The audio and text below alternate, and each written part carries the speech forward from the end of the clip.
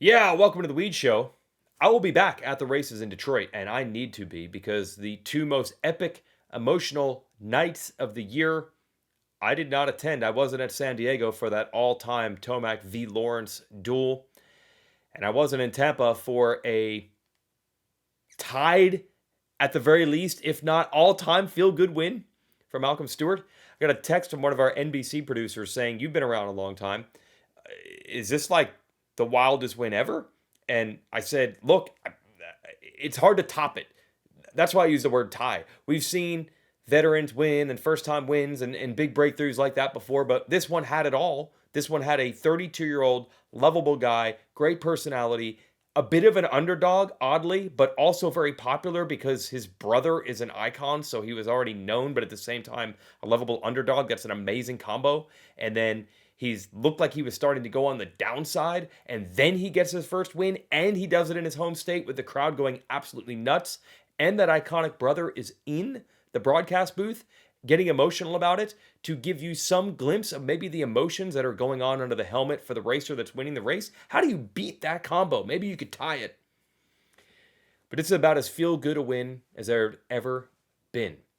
Yet, it's a night of mixed emotions, which we'll talk about here in the Weed Show, brought to you by Racetech and their fabulous Gold Valves. Racetech Gold Valves, suspension plusher, better bottoming resistance, more traction, made and engineered in the USA.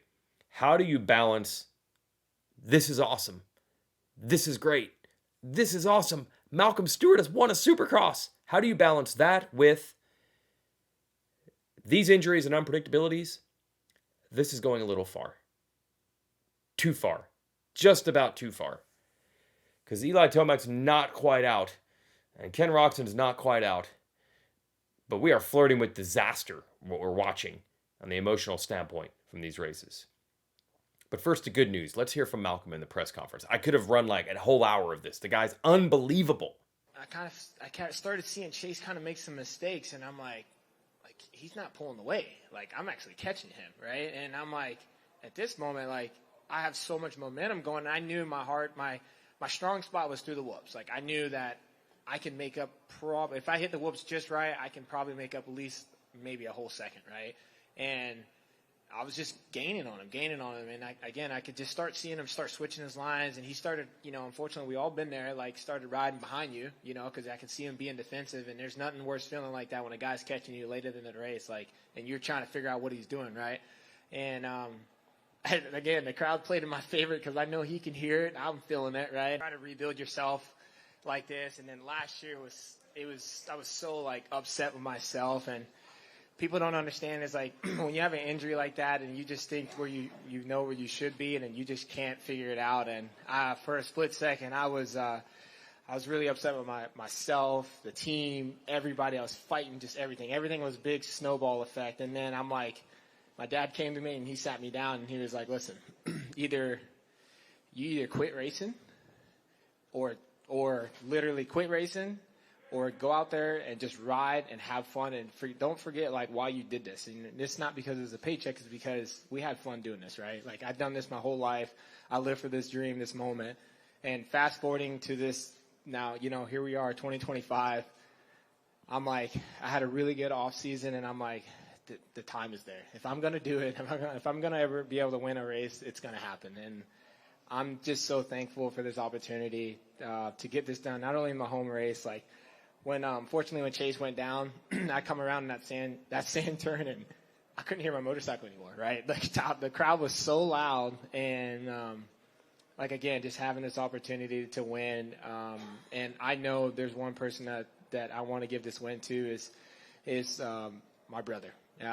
He's definitely been pushing me, and I know he's probably just as proud of me as I'm proud of myself. So I love you, brother.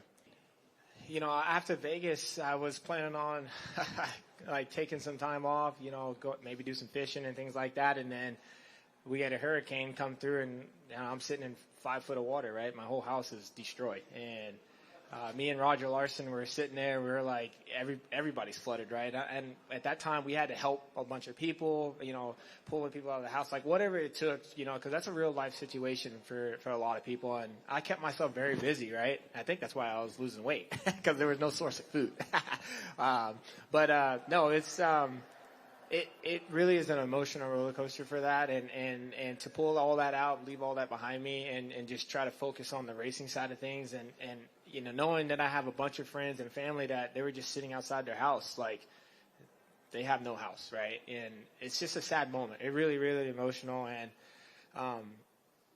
again, I try to just snap that and focus on the racing, but also at the same time, like that motivated me, right? Like to lose all that, hundreds of thousands of dollars just in my own personal, stuff that I lost. At least I made some of that money back tonight. But it's, again, just knowing that happened, and that's why I ran the Florida Strong, on the back of my helmet, because I want people to understand that, like, I'm here, I feel you, I feel your pain, and, again, as we're all one big family, we're God's childs. Okay, so that's just a piece of Malcolm there. You can watch the whole press conference on the Monster Energy Supercross YouTube channel. The guy he was built for that moment. He was built for that moment of going into a press conference, winning that first race, because he's so well-spoken, he's so fun, he's so great. How about at the end, he even had the press conference, he had the presence of mind to ask Adam Enticknap, who's there now for his Track Talkers podcast, asking questions in the press conference as a journalist. He's there for that. And then Malcolm's like, hey, I got a question for you, though. Are you still rapping? All right. For real? What? Bro, slide it to me, bro. Okay. All right. Gosh, that was good. He's so good. And everybody loves it. And just to put a bow on Malcolm winning, let's just say all those injuries we're hearing about, you don't want to take away from the win because he earned it. He earned it.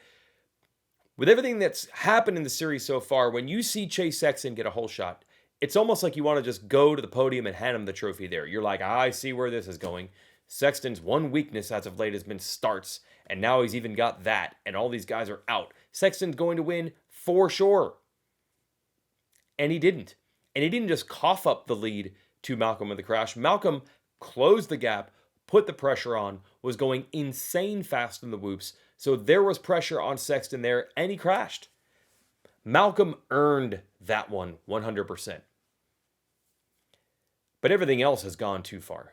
Everything else has gone too far. Now, Jet Lawrence going out last weekend, that is a bummer. No one ever wants to see a superstar, a potential race win, championship guy, especially with how exciting the racing has been early in this season. No one wants to see that person go out. But let's be honest, if everyone had a little true serum, and true serum is probably people in comment sections on the internet, maybe even these videos, the true serum would say, Jet going out is a bummer in a way, but it does kind of open the door for other things. And I'm not going to pause here. I'm going to keep talking in one giant run-on sentence because I don't want someone to say that I'm saying that Jet going out now finally means that guys like Tomac and Webb and Sexton and maybe Roxon could win the title, because they stated their case that they could have even if he was there. But even Cooper Webb himself in tonight's press conference admitted it is more wide open without Jet there. Just mentality. I mean, obviously it's no secret. It's a bummer with Jet and it sucks and you want to race the best of the best. But, I mean, we're all realistic. In my opinion, it opens it wide open. So it's an opportunity. These don't come often, and I wanted to make the most of it. Okay, we have that. But this is too much unpredictability. And it's kind of that weird spot that this sport hangs in, this unique thing. Let's think about this. Injuries do happen mostly like this in other team sports. And yes, if you're an NFL team fan and your quarterback gets hurt with an Achilles or an ACL in the first game of the season, the championship hopes are essentially done. But they are not completely done, because your favorite team will still take the field next weekend because they are a team, not just a quarterback. And every once in a while, it's a miracle, and the backup ends up being better than the starter.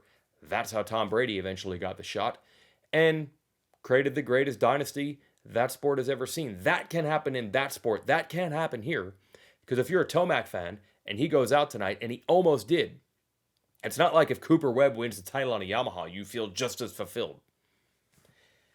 There are other individual sports, but I don't think injuries to this level happen in tennis or golf. Heck, isn't it weird to think that even in boxing, it doesn't even happen to this degree? They don't tear ACLs there. And then other forms of racing, you can get hurt in MotoGP, that does happen, but most forms of racing, they have roll cages around them. In car racing, injuries aren't a thing like this. Seasons aren't gone like that. This sport is a weird combination of unpredictability as an individual sport that has a ton of injuries. And sometimes that unpredictability makes it really fun to watch because you just can't imagine what you're seeing as it happens. But other times it goes too far. And somehow in one night we got both. The feel-good win for Malcolm Stewart is all-time, but how do you weigh that with this? Oh my gosh, we almost lost Eli Tomac. And by almost, maybe we still already did. How much recovery can he have in 1 week to get points back? Because he's 21 down on the series leader, Sexton, who only got 5th because he crashed in the whoops and I think just gave up after that and said, I'm rolling these things for the rest of the night. But wait, what does that mean? Does that mean that Sexton could crash next week and Tomac could get those points back? It's unpredictability of the highest level, but sometimes not in a way that we feel good. But other times, on the same night, it's in a way that does feel good, like Malcolm winning. And real quick, look at that 250 East division. For the second year in a row, 250 East starts with complete chaos, with half of the contenders having atrocious first rounds. Pierce Brown, I asked the question on the pre-race Weege show yesterday, could Anstey and Brown fix the starts? They fixed them. And then Brown goes down, and he's out. And then Levi Kitchen is way back. And then RJ Hampshire spends a lap stuck on a tough block. It's just a complete disaster of a first round for so many. Max Anstey made it look easy up front. Dax Bennick, I had no idea what his physical condition coming in. I heard terrible stories about how sick he was last year and all the problems he had. Suddenly he's on the podium. And McAdoo with a torn ACL is on the podium. Just wacky, unpredictable stuff of the highest order, which we love. Unless it just goes a little too far on the bad side, which it did. But it also went too far on the good side. So for this Weege show, it is my job to come up with the words to sum things up. I know it's my job because people pay me to do it, like Racetech and those fabulous gold valves. But I don't have the words. I don't have the words to wrap up this night, which has one of the all-time feel-good wins at the same time that the air was going out of the series. And what did I say about Cooper Webb on the pre-race show last night? Does this not line up exactly for Cooper Webb the way it so often does? How about the incredible full circle, ironic synergy coincidence that Sexton goes down while leading in Tampa in the whoops? And that's what happened when he was battling Webb in Tampa 2 years ago. A lot of crazy things can happen, and it's that chaos that Cooper Webb tries to capitalize on. But this was too much chaos. Not up front. Malcolm owned that. And everybody loved it. We got to get some normalcy back. And hopefully Tomac and Roxon's title hopes back as well. Because I don't have the words to sum up everything that happened on this Saturday night. But I better figure it out next Saturday because I'm back at the races. See you there.